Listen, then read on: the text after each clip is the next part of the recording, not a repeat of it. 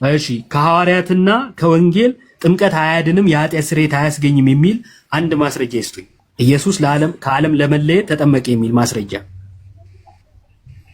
አውዱን እኮ ነው የምትረዳው። የግድ ለእያንዳንዱ ቃል ጌታችን የተጠመቀውም ለራሱ ነው።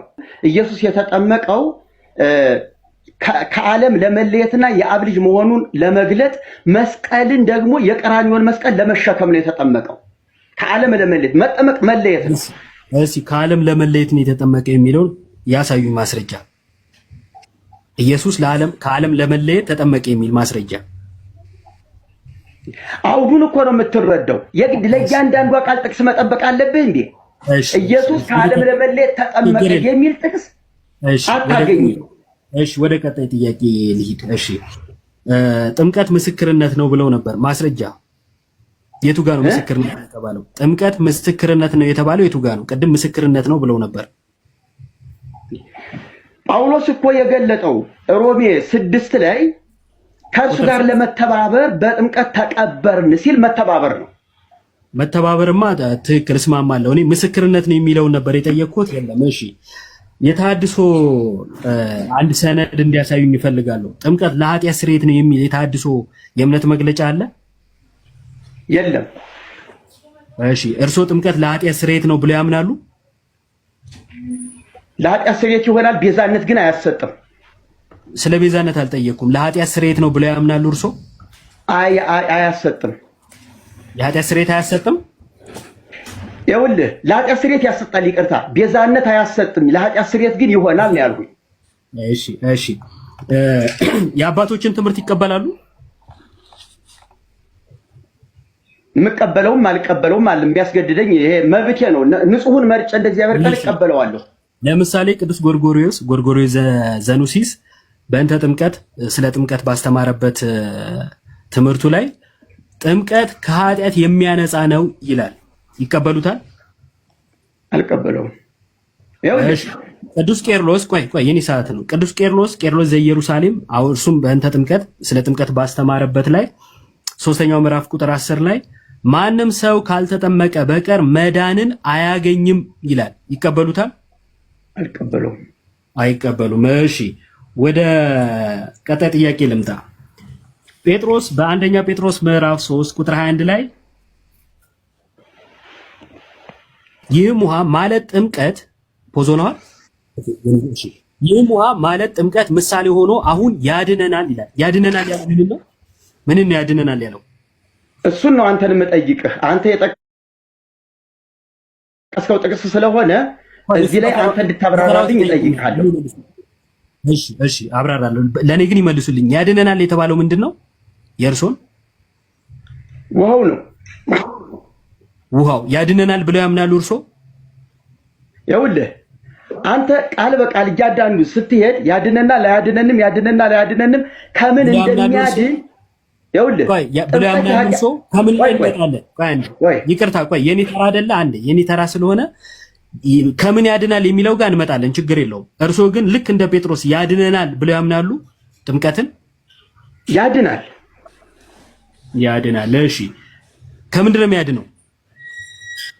ከጊዜያዊ ኃጢአት ማስረጃ ከጊዜያዊ አይደለም። ይኸውልህ ያድናል ስል አንዴ ከጊዜያዊ ኃጢአት የሚለው ማስረጃ ይስጡኝ። ማስተካከያ ልስጥህ። አዳምጠኝ።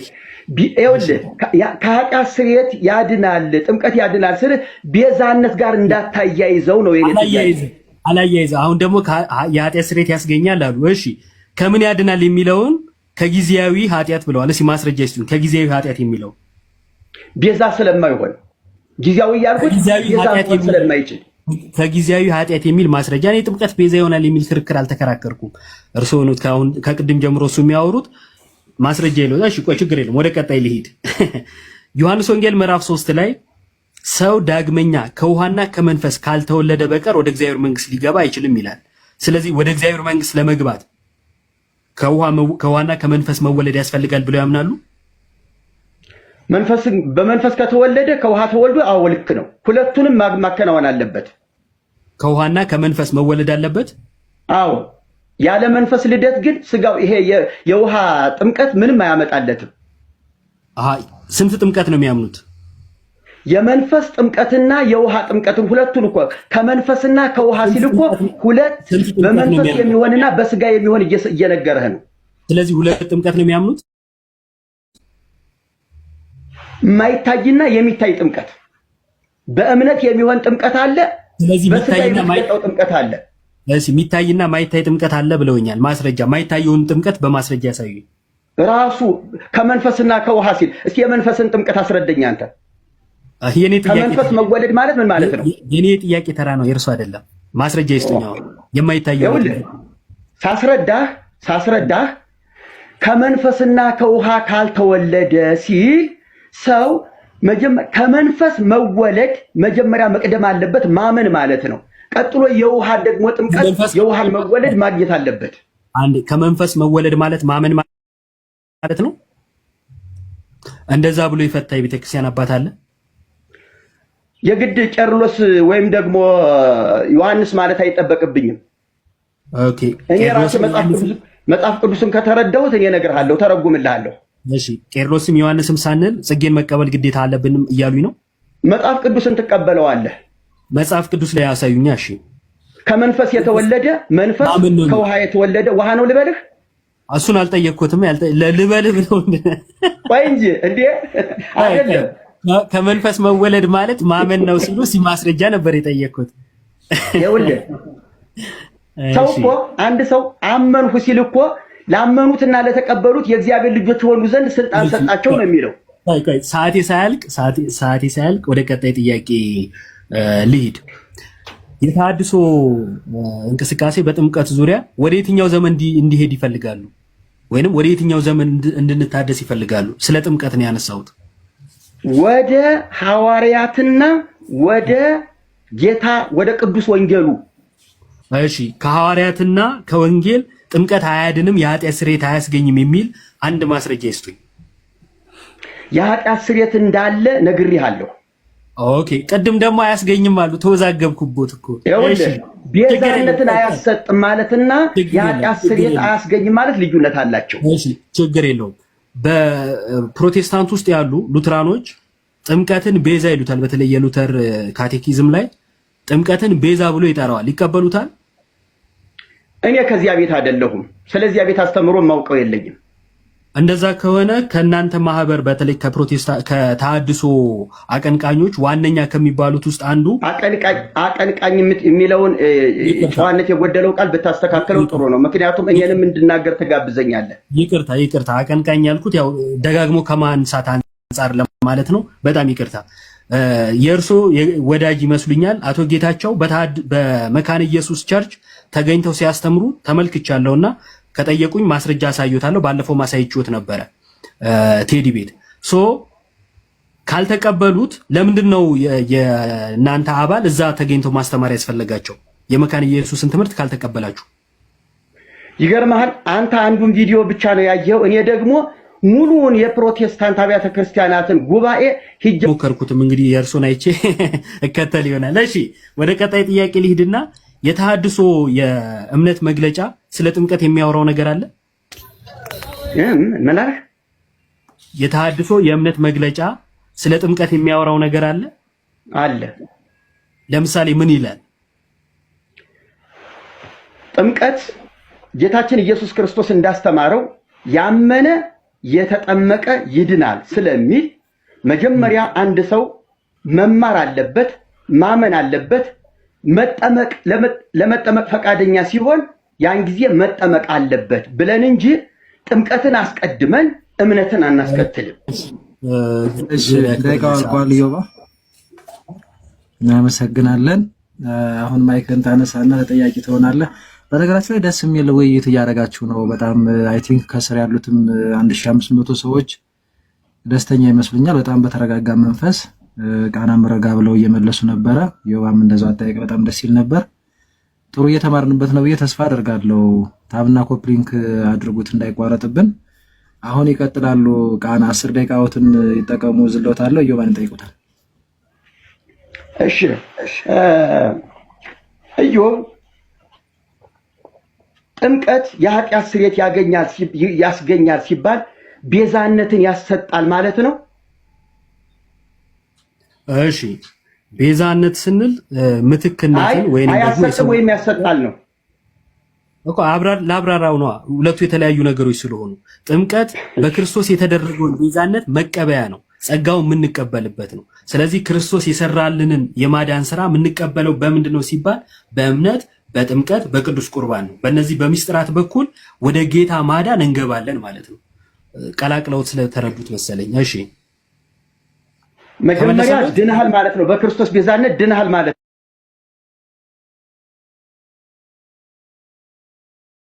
ነው። የክርስቶስን ቤዛነት አምኜ ስጠመቅ ነው ማገኘው። ቆይ ላመኑት ይኸውልህ መጀመሪያ ስታምን ነው ድነሃል የሚለው እኮ መጽሐፍ ቅዱስ እንጂ ጥምቀትን ሲጨምር አይልም። አይ ጌታ ኢየሱስ ክርስቶስ በማርቆስ ወንጌል ላይ ሁለቱ የማይነጣጠሉ ነገር እንደሆኑ ነግሮኛል። ምን ብሎ ያመነ እና የተጠመቀ ይድናል ስላለ እኔ ነጥዬ አይ በአንዱ ድኛለሁ በአንዱ ግን አልዳንኩም አልልም። እኔ ጌታ ስለዚህ እምነት ሲደመር ጥምቀት ነው መዳን የሚሆነኝ እንጂ ቤዛነቱ ብቻውን አያድነኝም እያልከኝ ነው። ቤዛነቱን የምቀበለው በሚስጥራቱ በኩል ነው ያልኩት። ቤዛነቱን ለማግኘት ነው የምጠመቀው። እንዴት ነው ቤዛነቱን ለማግኘት ተጠመቅኩ እያልኩኝ አይ ቤዛነቱ አያድነኝም እያልክ ነው ሊባል የሚችለው በምን ቋንቋ ነው? ቤዛነቱን ይውሉት አልተረዱም። ይውሉት ክርስቶስ ስለኛ ሞተ አይደለ? ቤዛ ሆነን ይሄንን በመስቀል ላይ የፈጸመውን የማዳን ስራ እኛ የምንቀበለው በሚስጥራቱ በኩል ነው። አምነን በሚስጥራቱ በኩል ለምሳሌ አዳማዊ ነበርኩኝ፣ ክርስቶሳዊ ለመሆን ተጠመቅኩኝ። ክርስቶሳዊ የሆንኩት እንዴት ነው? ክርስቶስ ስለኔ ሞቴን ስላጠፋ ያንን የማገኘው ግን በጥምቀት በኩል ነው ማለት ነው። አሁን ተረዱት? አንተ በእምነት የተቀበልኩትን ጥምቀት ላይ ሂጄ ነው የማረጋግጠው ነው ያልከኝ። እስከ ጥምቀት ድረስ ቤዛነትን አላገኘህም፣ የግድ እስከዚያ ድረስ መድረስ አለብህ ማለት ነው። እሺ ያንተ ሐሳብ እንደዛ ነው። ሌላው አላልኩም። እሺ ቀጥሉ። ግን እንደዛ አላልኩም። ይቀጥሉ እንዴ አልክ እንጂ ለምን ተዋሸኝ? እንደገና ማለት ልትገለበጥ አይገባህም። ማመን ብቻውን በቂ አይደለም፣ ጥምቀትን ጨምሬበት ነው እርግጠኛ የመሆነው እያልከኝ እኮ ነው። አይ እኔ አሁን እርግጠኛ መሆን በማመን ብቻ ከሆነ ቤዛነቱን አላገኝም ምናምን እንደዚህ አይነት ቃላቶች አላወጣውም። ጨማምረው ስላሉ አላልኩም ነው ያልኩት። አብራራልኝ ካሉ ላብራራለሁ። በክርስቶስ የተደረገ ቤዛነት በዚህ ላይ ጊዜ አናጠፋም ያልካቸውን ቃላቶች ጥያቄን ህዝብ ሰምቷል። ጴጥሮስ ላይ 3:21 ሁለት ጊዜ ተናግረዋል። ይህም ውሃ ደግሞ ማለት ጥምቀት ምሳሌው ሆኖ አሁን ያድነናል ብሏል። እና ይህም ውሃ የተባለው ለምሳሌ ጴጥሮስ ላይ የተጠቀሰው ያ የጥፋት ውሃ ነው። ከላይ ያለው የጥፋት ውሃ ነው። ያንን ከገለጠ በኋላ ይህም ውሃ ብሎ ከዚያ ጋር አነጻጽሮ ያ ውሃ የወረደው ለምንድን ነው? እሺ በጣም ጥሩ ጥያቄ ነው። እግዚአብሔር ያክብርልኝ። ጴጥሮስ እየነገረን ያለው ልክ ጳውሎስም እንደሚለው ማለት ነው ስለ ጥምቀት ወደ ኋላ ሄዶ በብሉይ ኪዳን የነበረውን ጥላውና ጴጥሮስ ጳውሎስ አሁን አጠቀስክበት ቦታ ላይ አብራራልኝ። እሺ ለማስረዳት ነበረ። እሺ ጴጥሮስ በብሉይ ኪዳን የነበረውን ያ የጥፋት ውሃ ጥቂቶች ማለት 8 ነፍስ የዳኑበት በውሃ የዳኑበት ይላል። ያንን ውሃ አሁን እኛ ለምንጠመቀው ጌታ ለሰጠን ጥምቀት ምሳሌ ነበረ ወይንም ደግሞ ጥላ ነበረ። አካሉ የአዲስ ኪዳን ጥምቀት ነው። ይሄ ጥምቀት የቱ ጥምቀት? አሁን የአዲስ ኪዳኑ ጴጥሮስ ያድነናል ያለው መቼም የኖህ ዘመን የነበረው የጥፋት ውሃ አይደለም አይደል? ኖህ በጥፋት ውሃ ዳነ ብለው እንደማያምኑ ተስፋ አደርጋለሁ። የጥፋቱ ውሃ ምሳሌ ነበር። አሁን ግን ይህም ውሃ ማለት ጥምቀት አለው። በብሉይ ኪዳን የጥፋት ውሃ ጥምቀት ተብሏል አልተባለም። አሁን ጥምቀት የተባለው አካል የሆነው ነው፣ ጥላው አይደለም። ጥላውን ምሳሌ ያለው አካሉን ግን ይህም አለና ጥምቀት ምሳሌ ሆኖ አሁን ያድነናል አለ። እኔ እንደ ጴጥሮስ ያድነናል አልኩ። ያንን ለምን ጠቀሰ ላሉኝ ምሳሌ ስለነበረ እግዚአብሔር አሁን ሙሴ የነሐስን እባብ እንደሰቀለ ተብሎ ከሙሴ የነሐስ ጋራ ክርስቶስ ተነጻጽሯል። እንዲሁ ተብሏል። ክርስቶስ ሊሰቀል ይገባዋል ተብሏል። ክርስቶስ አሁን ይሄም ጥቅስ እኮ የሚያስረዳው እነዚያ 7 ነፍሳት የዳኑበት ያ ዓለም የጠፋበት ያ ውሃ ከላይ ወረደ፣ ዓለምን አጠፋ። ያ የክፋት ምሳሌ ነው። እንዴት የጥምቀት ምሳሌ አድርገህ ልትጠቅሰው ቻልህ? ይሄም ውሃ ወይም ጥምቀት ሲል ጴጥሮስ የጥፋቱን ውሃ እኮ ነው እያነጻጸረ ያለውና ይሄን ምሳሌ አድርገህ አንተ የተጠቀምክበት። እሺ እኔ አይደለሁም ምሳሌ ያልኩት ጴጥሮስ ነው። እንግዲህ ካላነበቡት ልድገመው አንዴ ከቁጥር 20 አንብበው። እሺ ጥቂቶች ማለት 8 ነፍስ በውሃ የዳኑበት መርከብ ሲዘጋጅ የእግዚአብሔር ትዕግስት በኖህ ዘመን በቆየ ጊዜ ቀድሞ አልታዘዙም። ቶሎ ቶሎ ምለው ሰዓቶት እንዳልቦት ነው። እሺ ይህም ውሃ ደግሞ ማለት ጥምቀት ምሳሌ ሆኖ ኢዮብ አይደለም ምሳሌ ያለው ጴጥሮስ ነው ማለት ነው። ምሳሌ ሆኖ አሁን ያድነናል። ምሳሌ ብሎ ለምን ገለጸ ላሉኝ እኮ ቅድም አብራራው። ያ ጥላ ነበረ፣ አካል የሆነው የአዲስ ኪዳኑ ጥምቀት ነው። ጌታ ከትንሣኤ በኋላ ሐዋርያትን አጥምቁ ብሎ ያዘዘው። ይሄ ጥምቀት ግን የሚያድን ነው። ያኛውስ ምሳሌ ነበረ። ለዛ ነው ለየና ያኛውን የጥፋቱ ውሃ ጥቂቶች ማለት 8 ነፍስ የዳኑበት አለ። 8ቱ ድነውበታል፣ ሌላው ጠፍቶበታል። እሱ ምሳሌ የዳኑት እኮ ሰዎቹ እኮ የዳኑት በመርከብ ነው እንጂ በውሃ አይደለም።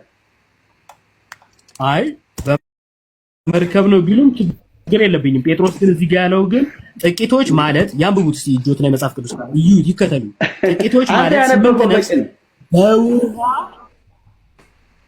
በውሃ የዳኑበት ልድገሙ አንዴ ከፍቼ ላሳየት። በውሃ የዳኑበት ይኸው አንዴ ኢዮብ አንዴ ቆይ ሰዓቱን ይዤዋለሁ። ሊቀ ጉባኤ አሉ ሊዘረግፍ ነው። አንዴ ድምጽ ያሰሙ እያሉ ነው አሉ ሊቀ ጉባኤ እንዳይቆጣ አሎ። እሺ አንዴ እስቲ ሰላም ይበሉን። እንግዲህ አሁን ለመጡት የሆነ ነገር ይበሉ። ምን እናርግ? ቆንጆ ነው። እንዴት አገኙት? አው ጥሩ ነው። ቀጥሉ። ደስ ይላል። የተረጋጋ ውይይት ነው። ደስ ይላል። በሁለቱ በኩል ያለው ደስ ይላል። ስለዚህ ቀጥሉ። እያዳመጥኩ ነው አለው። እሺ አባታችን ማይኳን እንዳታስተጋባይ እንኳንና በቃ እንትን እንላለን። እየጨረስን ነው። በጣም ቆንጆ ውይይት ያደረጋችሁ ነው። ቀጥሉ። ይቅርታችን እንዳይዘረግፍ ብዬ ነው የጠራኋቸው። አሁን ይቀጥሉ። የደቂቃውን አስጀምራለሁ። ይኸውልህ ኢዮብ አሁን ሐሳብህን ግልጽ እንድታደርግልኝ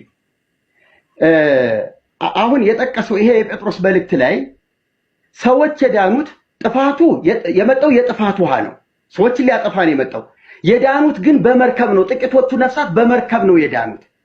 ይሄም መርከብ ምሳሌ ሆኖ ጥምቀት ብሎ ቢል ጥምቀትና መርከብ ቢመሳሰል የመዳን ነገር ስለሆነ እሺ የጥፋት ውሃና የመዳን ውሃ እንዴት ነው የሚመሳሰለው? ጴጥሮስ ነው ያለ ብለህ ለመደበቅ አትሞክር። ከጠቀስከውና ከተረዳው በደንብ አድርገህ ለዚህ ጉባኤ አብራራልን። እሺ ጥሩ ጥያቄ ነው የጠየቁት። ላብራራሉት። አስቀድሞ በውሃ የዳኑበት የሚለውን እኔ ከራሴ ሳይሆን ይሄው እሱ ነው የሚለው። በውሃ የዳኑበት አለ። የዳኑት የሚለው ይወሉት ስለ 8ቱ ነፍሳት ነው።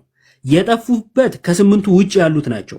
ሌሎቹ የጠፉበት ነው ወይም የጥፋት ውሃ ነው ለሌሎቹ። 8ቱን ግን ከጠፊዎቹ ለይቶ በመርከብ አንሳፎ ያዳናቸው ነውና ምን አለ? የዳኑበት አለ። ታዲያ ግን ለምንድን ነው በመርከቡ ያልመሰለው? ለምን በውሃ መሰለ የሚል ጥያቄ ጠይቀዋል። ጥሩ ነው። የውሎት ጥምቀት ከአሮጌው ማንነት የሚለይ ነው። ክርስቶሳዊ የሚያደርግ ነው። ያኛውም ውሃ የብሉይ ኪዳን የነበረው የጥፋቱ ውሃ ጠፊዎቹንና የሚድኑትን ለይቷል። አዩ የሚድኑ 8ቱ ነፍሳትን አንሳፎ ከፍ አረገና የሚጠፉትን ወሰዳቸው። ስለዚህ የሚኖረውና የሚጠፋው ለየ ማለት አይደለ? ልክ እንዲሁ የአዲስ ኪዳኑ ጥምቀት ክርስቶሳዊውንና ክርስቶሳዊ ያልሆነውን የሚለይ ነው። በክርስቲያንና ክርስቲያን ባልሆነ መካከል ልዩነት ይፈጥራል። እንዴት? ክርስቶስን በመልበስና ባለመልበስ። ክርስቶስን የምንለብሰው በጥምቀት ነው። ክርስቶስን በጥምቀት ያለበሰስ ክርስቶሳዊ ስላልሆነ ይለያልና በውሃ መስሎ ተናገረ ማለት ነው። እኔ ሳሉን ይኸው አሁን እኔ ይኸውልህ እዚህ ላይ ጊዜ የወሰድኩት ሌሎች ጥያቄዎችን እንግዲህ ቸል ብዬ አይደለም። ጊዜ ካለኝ በኋላ ላይ ግድል ከተሰጠኝ እመጣበታለሁኝ። ነገር ግን እዚህ ላይ ይህ መርከብ ሲዘጋ የዳኑበት መርከብ ነው የሚለው ሲጀመር የዳኑበት መርከብ እንደገና ደግሞ አይልም። እዚህ ጋር የዳኑበት መርከብ ሳይሆን በውሃ የዳኑበት ነው የሚለው እኮ መርከብ እኮ ነው። በውሃ የዳኑበት መርከብ ይጋጫል እኮ አላልኮትም። የዚህን ሐሳብ ነገርኮት እንጂ ከቅድሙ ከሰሙኝ ችግር የለብኝም መርከብም ቢሉ እዚህ ጋር ግን በውሃ ነው የሚለው ብዬ ሁለቱን ችግር የለብኝም መርከብም ቢልማ ካልህ ይኸውልህ ጥቅሱ አይ መጽሐፍ እዚህ ጋር መርከብ አይልም። ይኸውልህ እዚህ ጋር መርከብ አይደለም፣ እዚህ ጋር ውሃ ነው የዳኑበት የሚለው። መርከብ ሲሉም ግን ከምን አንጻር እንዳሉኝ ስለማቅ ስለምረዳ ችግር የለብኝም ብዬ ጀምሬ ነበረ። ለምን እዚህ ላይ እንደቆዩ ባላቅም፣ እዚህ ጋር ግን ጥምቀት ያድናል እያለ ነበረ። እንግዲህ ይቀጥሉ። እሱ ይኸውልህ ጥምቀት እሱም እኮ ሲል እኮ ቀጥሎ ያለውን ክፍል አንብብ። ይህም ውሃ ደግሞ ማለት ብለህ አሁን ያድነናል ካለ በኋላ ለእግዚአብሔር የበጎ ቀጥሎ ለእግዚአብሔር የበጎ ህሊና ልመና ምን ማለት ነው? በጥምቀት በኩል በጎ ህሊና እናገኛለን። አሮጌውን ኃጢአታዊ የሆነውን ማንነት እንጥላለን ማለት ነው። ስለዚህ ይህንን የምናገኘው ደግሞ በጌታ ትንሣኤ ነው ይላል። ስለዚህ ትንሣኤ ያገኘው አሁን እችን 10 ሴኮንድ ልጠቀምባት፣ ይቅርታ። እዚህ ይህም ውሃ አሁን የበጎ ስራ ልመና ነው ሲል በጌታችን ሰዓቷ ስላለቀች ችግር የለውም። በኋላ ላይ ማጠቃላይ ይሰጡበታል። ፌር እንዲሆን ወይ ጨርሱት። ይቀጥሉ። ስለፈቀደ ችግር የለውም። ይቀጥሉ። እጥራ አድርገው። ይህ ምንድነው የሚለው ቁጥር እዚህ ላይ ምንድነው የሚለው? የሰውነትን ይህም ሆኖም አሁን ያድናል የሰውነትን እድፍ ማስወገድ ይቅርታ ለእግዚአብሔር ሶሪ ጥቂቶች ማለት 8 ነፍስ በውሃ የዳኑበት መርከብ ሲዘጋጅ የእግዚአብሔር ትዕግስት በኖህ ዘመን በቆየ ጊዜ ደግሞ አልታዘዙም። ይህም ውሃ ደግሞ ማለት ጥምቀት ምሳሌ ሆኖ አሁን ያድነናል የሰውነትን እድፍ ማስወገድ አይደለም ማለት። አሁን የሰውነትን እድፍ ማስወገድ አይደለም ማለት ለኃጢአት ስርየት አይደለም ማለት ነው። የኃጢአት ስርየት የሚወገደው በእምነት ነው ማለት ነው። ይሄ ከክርስቶስ ጋር ለመተባበር ሞቱንና ትንሣኤውን ለመመስከር ማለት ነው። ጴጥሮስ እኮ እንደዚህ ነው ያስቀመጠው። ይቅርታ ጨርሻለሁኝ። በኋላ ለሱ ደቂቃ ተጨምሮለት እንዲሰጠው እጋብዛለሁ። አመሰግናለሁ። እሺ ችግር የለውም። እሺ ቃና እናመሰግናለን። ኢዮባም እንደዛው። አሁን የማጠቃለያ እስካሁን ከመግቢያው ጀምሮ ጥያቄና መልሱን እንትን ያላችሁበትን ማጠቃለያ ነው የምትሰጡን። 5 ደቂቃ ዝላችኋለሁ። ኢዮብ አንተንም ትቀድማ። እሺ ልቀጥል። ያው እኔ ሰዓት ችግር የለውም። አሁን መጨረሻ ላይ ከሰሯት ስህተት ልጀምር። የሰውነት እድፍ ማስወገድ አይደለም ማለቱ እኮ ለኃጢአት ስርየት አይደለም ማለቱ ነው አሉ። ይሄ እርሶ ትርጉም ነው። አንድም አባት አያመጡም። አንድም የቤተክርስቲያን መጽሐፍም የቤተክርስቲያን አባቶችንም እንዲሁም ከመጽሐፍ ቅዱስ ምንም አይነት ማስረጃ ሊያመጡ አይችልም። የሰውነት እድፍ ማስወገድ አይደለም ማለት ያው ከቤተ ክርስቲያን ውጪ በመናፍቃኑ አዳራሽ በየሆቴሉ ውሃ ባገኙበት ሁሉ የሚያደርጉት መንቦጫረቅ እርሶን ማለት አይደለም የሌላውም ጭምር ነው። ይሄ የሰውነት እድፍ ማስወገድ ነው። የሰውነት እድፍ ማስወገድ ያልሆነው በቤተ ክርስቲያን ውስጥ የሆነ ሐዋርያዊ ቅብብሎሹን በጠበቀ መልኩ የሆነ የሚደረገው ያ በመጽሐፍ ቅዱስ የተገለጸውን ጥምቀት ነው። የሰውነት እድፍ ማስወገድ አይደለም፣ ሻወር አይደለም፣ ጸጋ መቀበያ ነው ማለት ነው እንጂ ለኃጢአት ስርየት ማለት እኮ አይደለም ያሉት። ከየት እንዳመጡት ባላቅም ማለት ነው። ያነሱት ብዙ ነገር የለም እውነት ለመናገር እንትን ማለት አይደለም። ጥምቀት ለኃጢአት ስርየት ነው ይሉና መልሰው ደግሞ አይደለም ይላሉ። እየሆነ አይሆንም ነው የሆነብኝ ውይይቱ ማለት ነው። ይቅርታ አድርጉልኝ። ለምንድን ነው እንዲያልኩት? ሲጀምሩ ለኃጢአት ስርየት አይደለም ይሉና ትንሽ ቆይተው ለኃጢአት ስርየት ነው ይላሉ። አያድንም ይሉና ያድናል ይላሉ።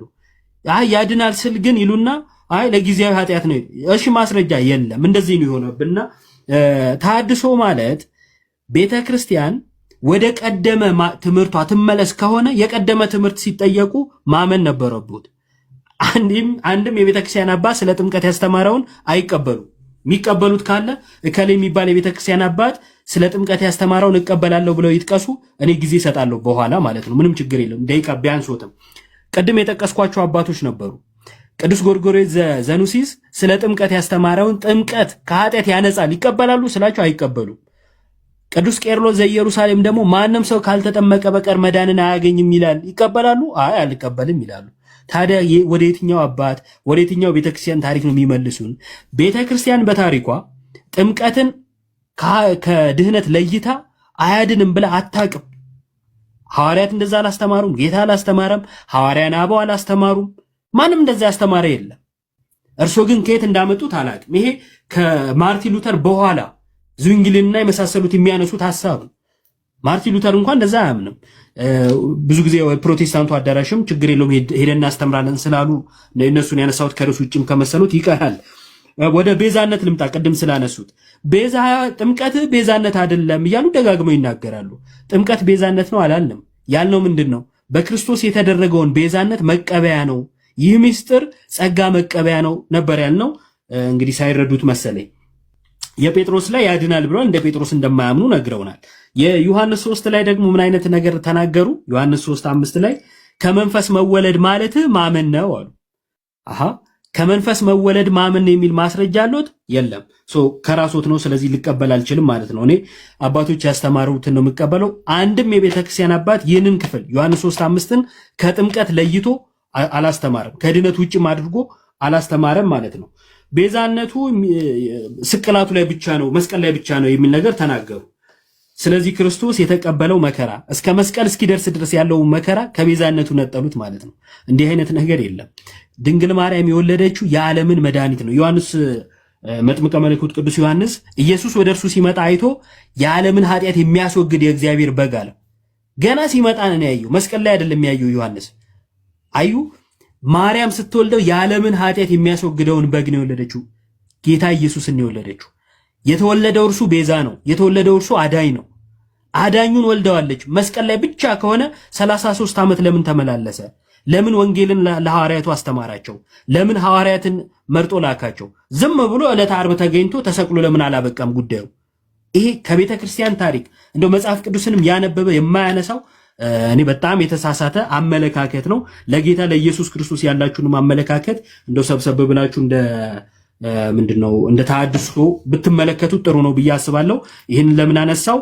በቅርቡ ባደረጉት ኢንተርቪው ላይ አንዳንድ ትምህርቶቻችሁ ላይ ገና እየሰሩ ያሉት ነገር እንዳለ ገና እየተሰራ እንደሆነ ስለነገሩን ማለት ነው። ይህንንም ክርስቶስ ላይ ያላችሁንም ነገር ብታዩት ጥሩ ነው ለማለት ነው። ይታደስ ይላሉ፣ ግን ወደ ኋላ ዘመን ስናይ እርሱ የኋለኛውን ዘመን ስለማይቀበሉት ማለት ነው። ስለዚህ ስለ ጥምቀት ያለው የቤተ ክርስቲያን ትምህርት ለኃጢአት ስርየት፣ ከክርስቶስ ጋር አንድ መሆን፣ አዲሱን ማንነት መልበስ፣ ክርስቶስን መልበስ ገላትያ 3:27 ላይ እንደሚለው ሆኖ ሲያበቃ እርሶና ተሐድሶ የሚለው ምንድነው እንቅስቃሴ እንዳጠቃላይ ይህንን ሁሉ የቤተክርስቲያን ትምህርት የቤተክርስቲያን አባቶችንም ትምህርት ተቃውሞ ጥምቀት ለኃጢአት ስርየት አይደለም የሚል ትምህርት ይዘዋል። ይህ ትልቅ ስህተት ነው። እግዚአብሔር ያክብርልኝ።